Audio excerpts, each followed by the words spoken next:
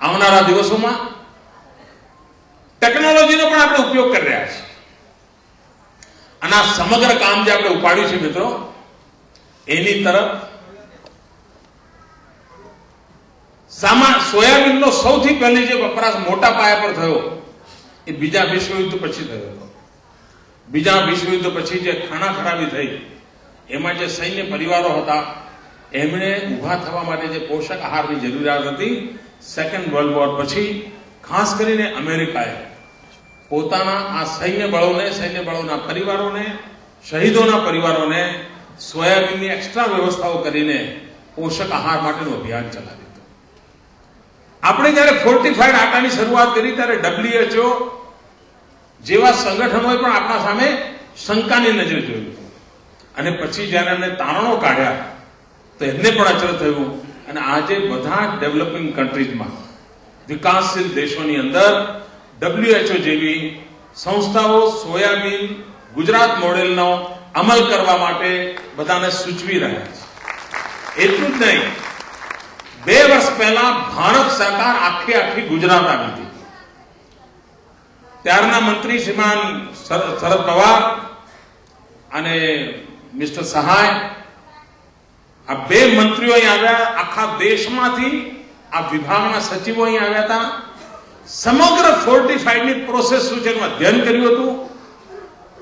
પોષક આહાર એમણે જમ્યા પણ હતા. જે પરિવારોમાં 6 મહિનાથી આ પ્રયોગ ચાલતો હતો એવા પરિવારોની મુલાકાત લીધી હતી. જે સસ્તા અનાજની દુકાનમાં વિતરણ વ્યવસ્થા ચલતી હતી, આખી ચેઇનનો અભ્યાસ કર્યો હતો.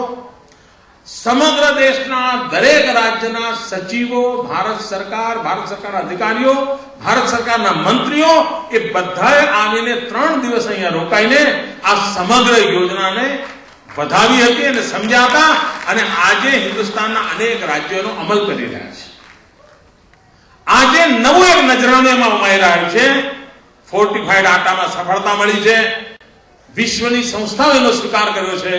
હિન્દુસ્તાનની સરકારે સ્વીકાર કર્યો છે. હિન્દુસ્તાનના રાજ્યો એનું અમલીકરણ કરી રહ્યા છે. હવે એક નવું નજરાણું આપણે લઈને આવ્યા છીએ. એ નવું નજરાણું છે સોયાબીન યુક્ત ફોર્ટિફાઈડ આટો, જેથી કરીને સંપૂર્ણ ખોરાક માટેની સંભાવના ઉભી થાય અને ગુજરાતના ગરીબ પરિવારને પૂરતું પોષણ મળે. સમૃદ્ધિનો સાચો લાભ ગરીબના ઝૂંપડા સુધી જાય, એના માટેનું આ કામ છે. અને એ કામને સમગ્ર રાજ્ય વધાવી લે, ટ્રાન્સપરન્સી રહે, ક્યાંય બીજી કોઈ બેઈમાની ન થાય. અને એટલા માટે ટેકનોલોજીનો પૂરેપૂરો ઉપયોગ કર્યો છે. બારકોડની વ્યવસ્થા કરી છે. આ બારકોડની વ્યવસ્થાના કારણે એ થેલી ક્યાંથી ક્યાં જઈ રહી છે એ આખું કોમ્પ્યુટર પર આપોઆપ આવતું જશે. થેલી જ્યાં પણ જશે તેને બધી ખબર પડવાની છે. આની પૂરી વ્યવસ્થા સાથે ટેકનોલોજીનો ઉપયોગ કરીને આ વ્યવસ્થા ઉભી કરવાનો પ્રયાસ કર્યો છે. આજે 6 એપ્રિલ અમારા બધાને માટે આનંદનો વિષય, કારણ કે 30 વર્ષની જવાન અમારી પાર્ટી આ દેશના ગરીબોના કલ્યાણ માટે વિચાર કરીને હિન્દુસ્તાનમાં સૌથી પહેલી વાર સોયાબીનનો આટો ગરીબના ઘરમાં પહોંચે એવા પ્રકારનું ભગીરથ કામ આપણે ઉપાડ્યું છે. જ્યારે મેં આ યોજના પ્લાનિંગ કમિશન સામે મૂકી હતી ત્યારે પ્લાનિંગ કમિશનના લોકોને પણ આશ્ચર્ય થયું અને એમણે સામે ચાલીને કહ્યું હતું કે પ્લાનિંગ કમિશન ગુજરાતની આ યોજના સફળ થાય એના માટે પૂરેપૂરી મદદ કરશે.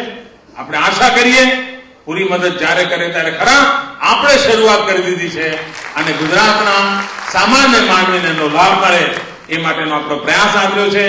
ગુજરાતના મારા ગરીબ પરિવારજનો, ગુજરાતના મારા છેવાડાના પરિવારો, ગુજરાતની આવતીકાલ સમયમાં મારા નાના ભૂલકાઓ, એમના શારીરિક વિકાસ માટે, એમના માનસિક વિકાસ માટે સરકારનો એક પ્રયાસ, સરકારે આરંભ કરેલી આ નવતર પૂજા આ ગરીબોના કલ્યાણકારી નિર્માણ થશે એવા પૂરા વિશ્વાસ સાથે આજે આ યોજના સમગ્ર રાજ્યમાં એનો આરંભ થઈ રહ્યો છે.